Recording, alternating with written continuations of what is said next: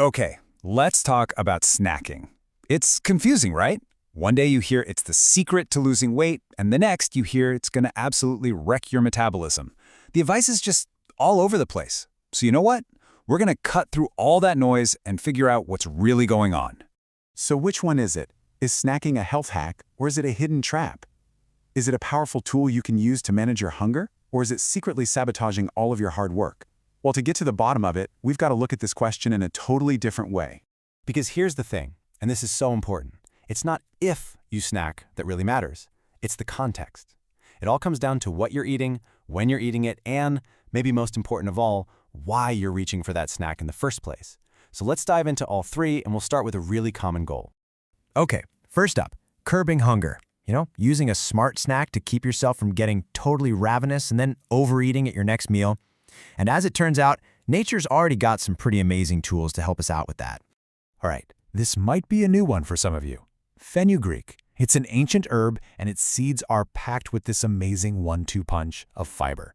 You've got soluble fiber, which turns into a gel in your stomach, and then you've got insoluble fiber that adds bulk. You put those two together, and you've got a recipe for feeling fuller for way longer. And hey, this isn't just some old folk remedy. There was a study back in 2015. Yeah, it was a small one, but the results were fascinating. They had women drink fenugreek tea before hitting a buffet. And guess what? They said they felt way less hungry and a lot more full compared to the women who got a placebo. That's a pretty strong hint that this stuff could really help you manage your appetite. Okay, so let's go from an ancient herb to something you probably have every single day. Coffee. Yep, that morning cup. Turns out it might be doing a whole lot more for your health goals than just jolting you awake. So research shows that caffeine is kind of like a triple threat. It can give your calorie burn a little boost, it helps your body break down fat, and here's the big one for us, it can actually act as an appetite suppressant. Seriously, having some caffeine, anywhere from half an hour to 4 hours before you eat, can directly influence your hunger hormones and how full you feel. All right, let's totally switch gears. We've talked about feeling full, now let's talk about sleeping soundly. Can a carefully chosen bedtime snack actually improve your sleep? Well, the science says absolutely, yes, as long as you follow the right formula. And here's how it works. It's actually this really cool chain reaction inside your body. Think of it like this. A small snack with some complex carbs acts like a shuttle bus. It picks up an amino acid called tryptophan and carries it right into your brain. Once it's there, that tryptophan turns into serotonin. That's the feel-good chemical. And then that serotonin gets converted into melatonin, which is basically your body's go-to-sleep-now signal. So how do we actually do this? Well, you just need the right building blocks. You need tryptophan from foods like pistachios or pumpkin seeds. You need magnesium, which helps your muscles relax. Think almonds or bananas. And you can even get a direct dose of melatonin from snacks like tart cherries. The magic trick is to combine one of these power-ups with a little bit of a complex carb to get that shuttle bus moving. But hang on. Before you start planning your midnight feast, there's a big warning sign we have to talk about. Because the timing, and especially the size, of that late-night snack can have some really serious consequences for your metabolism. To really get this, check out this incredible study. Researchers took a group of healthy people and had them do a simulated night shift. Right at midnight, they split them into two groups. Group 1 got a big snack. We're talking a full sandwich, chips, the works. Group 2 got a much, much smaller version. Now here's the kicker. The next morning, both groups ate the exact same breakfast. Almost 21%. Let that sink in for a second.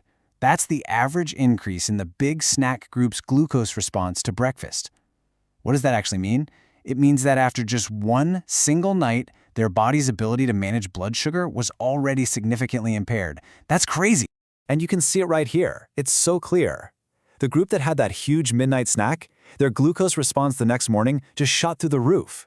Their bodies simply weren't prepared for that much food at midnight, and it completely threw their system out of whack for hours. But the small snack group, they handled breakfast just fine. It's proof positive. When you're snacking late, size is everything. Okay, so we've established that size and timing are absolutely critical. But let's be real, snacking isn't a one-size-fits-all kind of deal. What a growing kid needs is going to be totally different from what an elite athlete needs to recover, right? And these two groups are the perfect example of how the why behind snacking changes everything. For kids, a snack isn't just a treat, it's like a mini-meal. It's essential fuel for all that growing and running around. But for an athlete, a snack is a precision tool.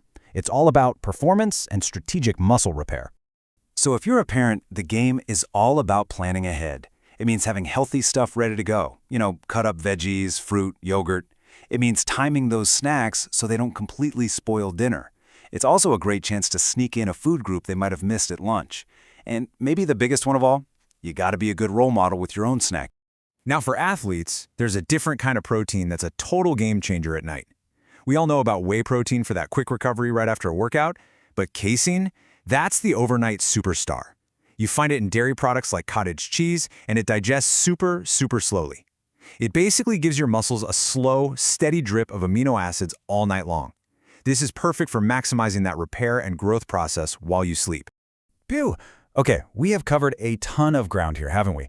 From appetite control to the science of sleep and even metabolic health.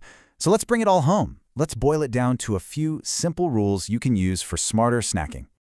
Okay, here you go. Rule number 1, know your goal. Ask yourself, why am I eating this? Is it for energy, to help me sleep, for recovery? Rule 2, mind the clock. We saw what happens with that big midnight snack. Timing is everything. Rule 3, get the size right. That study was crystal clear. Smaller is way better, especially late at night. And finally, Rule 4, power up your choices. Go for snacks that give you something valuable, like protein, fiber, or healthy fats, not just empty calories. So there you have it. You've got the information, and now the choice is really up to you. The next time you feel that little pang of hunger, that urge to snack, you can stop and ask yourself, is this just a mindless craving, or am I using this snack as a tool to help me hit my goals? So, what's it going to be?